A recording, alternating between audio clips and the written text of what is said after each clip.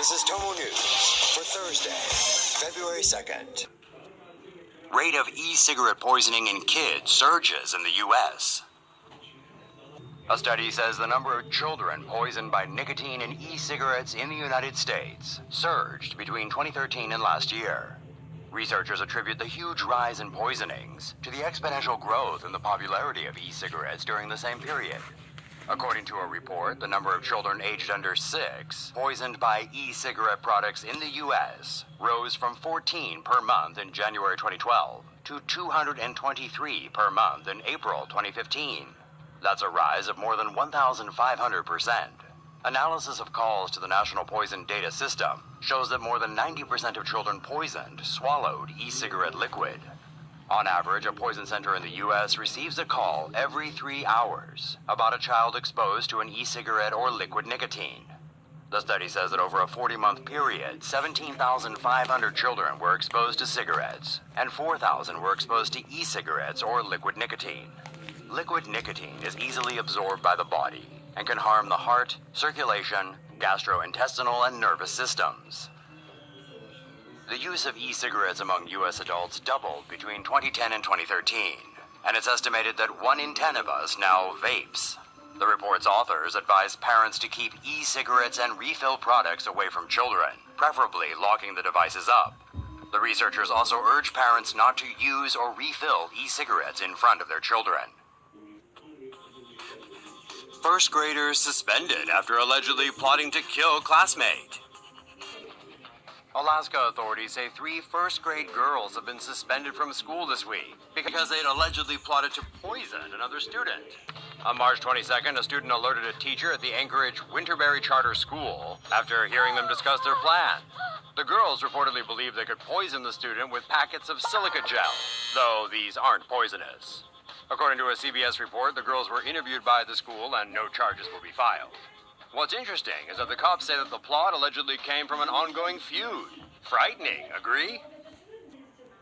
Minnesota family sues cafe for serving dairy to allergic son. A Minnesota family is suing the Minnesota Nice Cafe for giving their teenage son pancakes that cost him his life. Scott Johnson had been highly allergic to dairy products since birth, so the Johnsons rarely went out to restaurants. When they did, they were careful to explain Scott's allergy. The staff assured Scott and his family their pancakes were dairy-free and that they would clean the stove carefully. But when Scott finished his 2 pancakes, he immediately felt off and told his family they had to leave. He went into anaphylactic shock, a serious allergic reaction that causes swelling in the face and throat and low blood pressure. Anaphylaxis slows if treated quickly, but Scott forgot his life-saving EpiPen that day. The family rushed home to get the medicine, but it was too late. Medics life-flighted Scott to a hospital, where he died 3 days later. He was just 16. The family is now suing the cafe and receiving aid from a GoFundMe account to help pay for the medical bills. This pill can deliver all the drugs you need.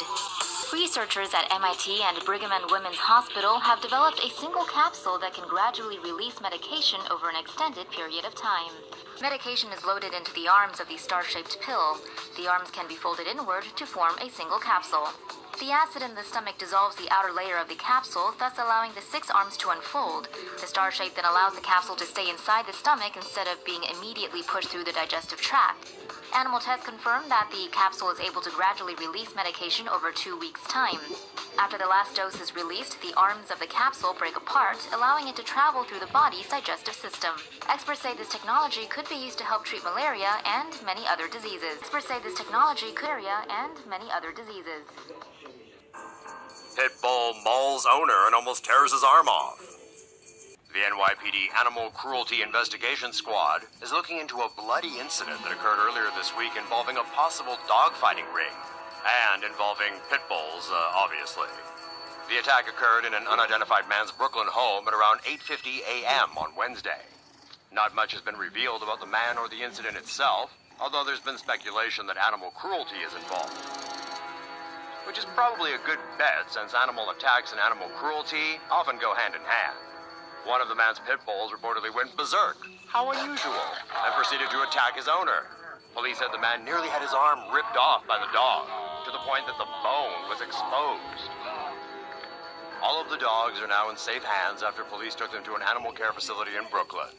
Their owner is now reportedly in stable condition at the hospital. Gotta hand it to this guy, though, for maintaining the majority of his body parts while living in a New York City flat with 7 dog-fighting pit bulls.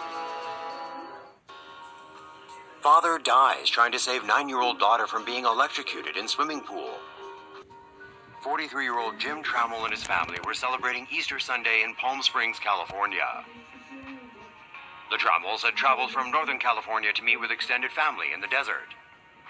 His wife Kim, their 3 children, and 2 other girls decided to beat the heat by taking a dip in the pool. According to police, unbeknownst to the would-be swimmers, faulty wiring in the pool had sent electrical currents through the water. Upon entering the pool, all 7 swimmers were electrocuted.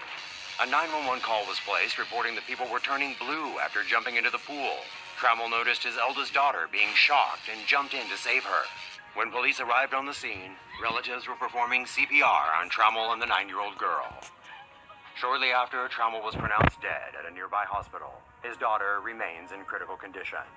Trammell's wife, their 6-year-old son, and younger 8-year-old daughter were taken to hospital for their injuries on Sunday, but have since been released.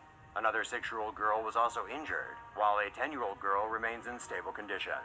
A GoFundMe account has been set up in memoriam of Trammell as police continue their investigation into the cause of the tragic incident. Middle school student throws baby carrot at teacher and could face an assault charge. This 14-year-old student is finally dealing with the consequences of playing with her food. The girl says last month she came out of her classroom at Moody Middle School and saw her previous year's teacher down the hall, within striking distance. In a bout of silliness, she reached into her pocket and pulled out a baby carrot she says she stashed away after lunch. The carrot, less than 2 inches in length, made for a decent-sized projectile. The girl says she never thought she'd be able to actually connect on her target, but she did. She also never knew that in Virginia, assaulting a school employee on the job is a Class 1 misdemeanor. And a baby carrot could be considered a weapon.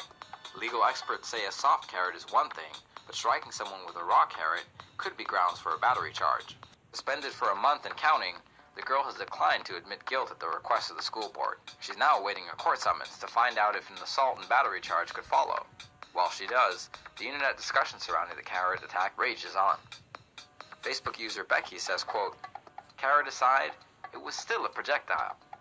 While Reddit user Zara Mackey believes this never would have happened if all teachers were allowed to carry baby carrots.